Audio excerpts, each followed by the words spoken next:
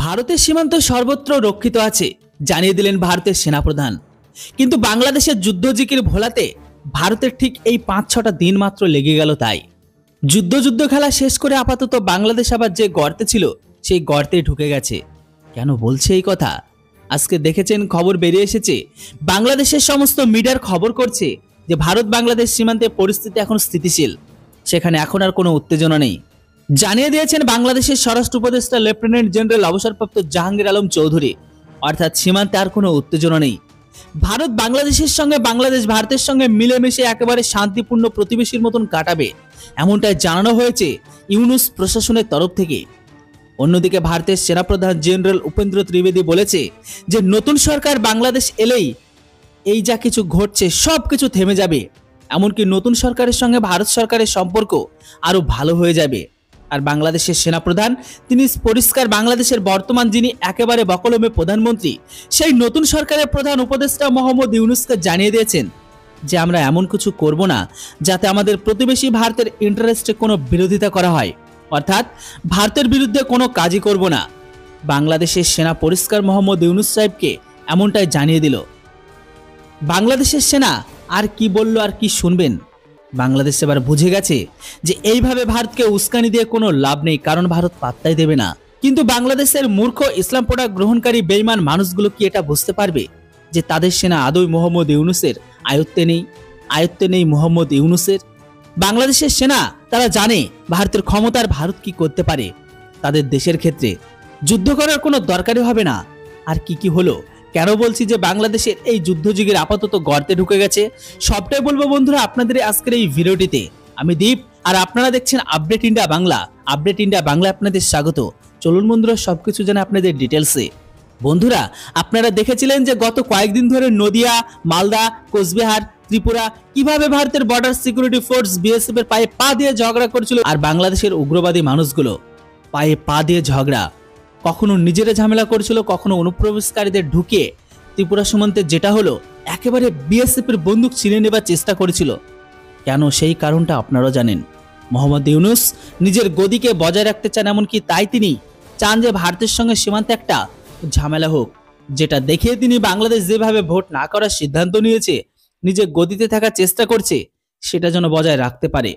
শুধু দেখাতে হবে বাকি যে এই মুসলিম ব্রাদারহুড ইসলামিক কান্ট্রিগুলোকে দেখাতে হবে যে ভারতের সঙ্গে সীমান্ত নিয়ে একটা ঝামেলা চলছে, তাই বাংলাদেশ এই মুহূর্তে ভোট করতে পারবে না।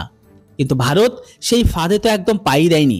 এমনকি ভারতের দেশের মধ্যে কেন্দ্র সরকার বিরোধী মানে বিজেপি বিরোধী বিভিন্ন দল ও তাদের সমর্থকরা এই ভারত কি করছে, কেন অপদার্থদের মতন কাজ করছে, কেন কোনো ব্যবস্থা নিচ্ছে না, এই সমস্ত সোশ্যাল মিডিয়ায় পোস্ট করা হচ্ছিল।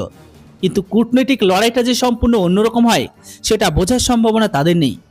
একটা ঘটনা আপনাদের বলেছি যেটা আজকে ঘটেছে, শুনুন ভালো করে।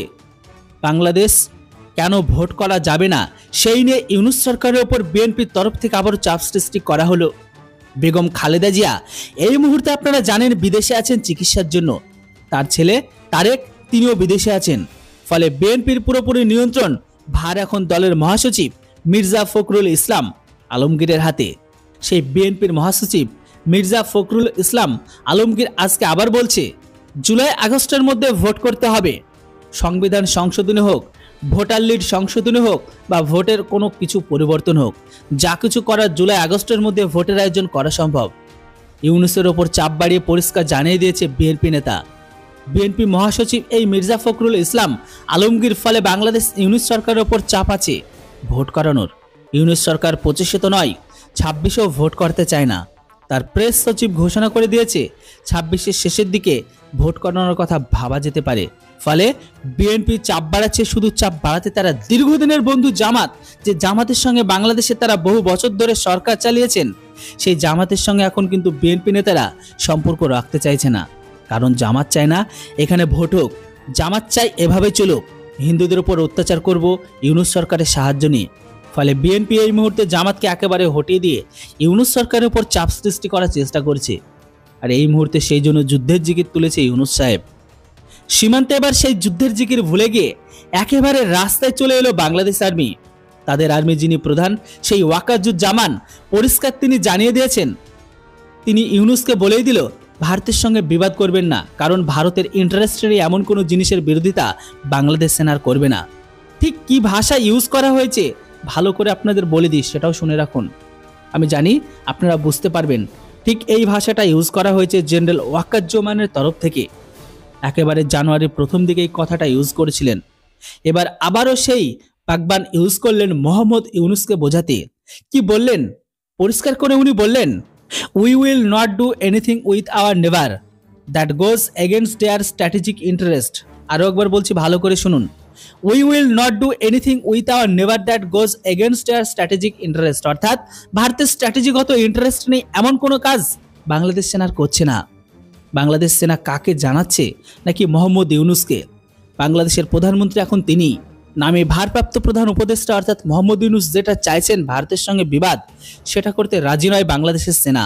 অর্থাৎ বাংলাদেশের সেনা সম্পূর্ণ ক্ষমতা মোহাম্মদ ইউনুস সাহেবের কাছে এই মুহূর্তে এখন আর একদমই নেই। বাংলাদেশের সেনাপ্রধান ওয়াকারুজ্জামান, যিনি বহু জায়গায় নিজের অপারেশন করেছে, বাংলাদেশ এমনকি বাংলাদেশের বাইরেও, পরিষ্কার তিনি জানেন এই মুহূর্তে সামরিকভাবে ভারতের ক্ষমতা কতটা। ফলে ভারতের সঙ্গে বিবাদ করাটা একেবারে অসম্ভব ব্যাপার। শুধু যদি সামরিক বিবাদ হতো তাও নাই হতো, ভারত থেকে যে কত রকমভাবে সাহায্য পাওয়া যায় সেটা জেনারেল ওয়াকারুজ্জামান বাংলাদেশকে জানিয়ে দিয়েছেন। আমি যেটা বারবার আপনাদের বলি যে চাল, ডাল, গম, আলু, পেঁয়াজ, রসুন, মশলা সব কিছু যায় ভারত থেকে।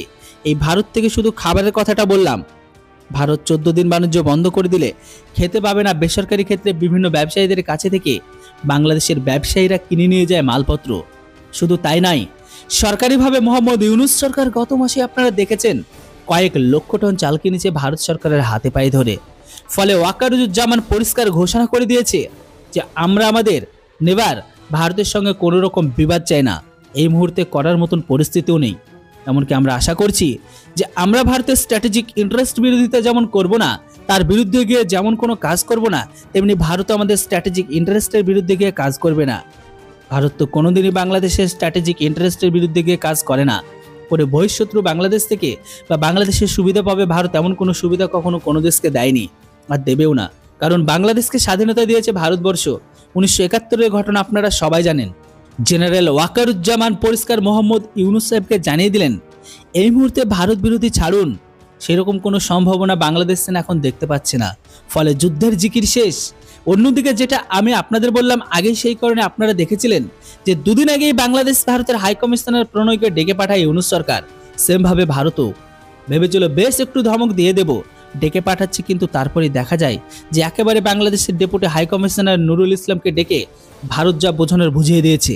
এমনকি তারপরে আজকে আমরা দেখলাম এই বক্তব্য এলো বাংলাদেশের সরকারের তরফ থেকে।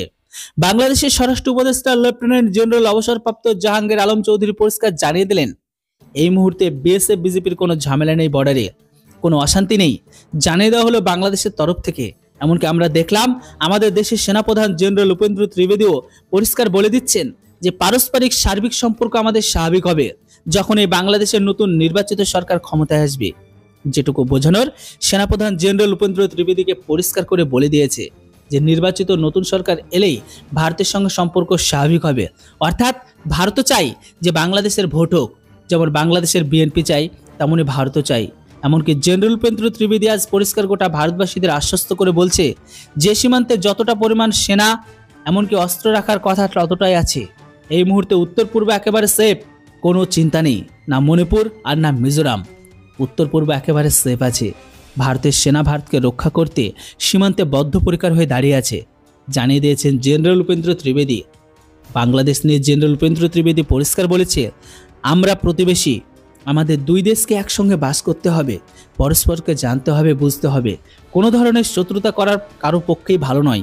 দুই দেশের সামরিক সম্পর্ক একেবারে ঠিক আছে, অর্থাৎ ভারতের সেনা বাংলাদেশের সেনা তাদের সম্পর্কে এখনও মজবুত রেখেছে, যেটা একেবারে 1971-এ মুজিবুর রহমান আমল থেকে গড়ে উঠেছে। ফলে দুই সেনার মধ্যে কোনো বিতর্ক নেই।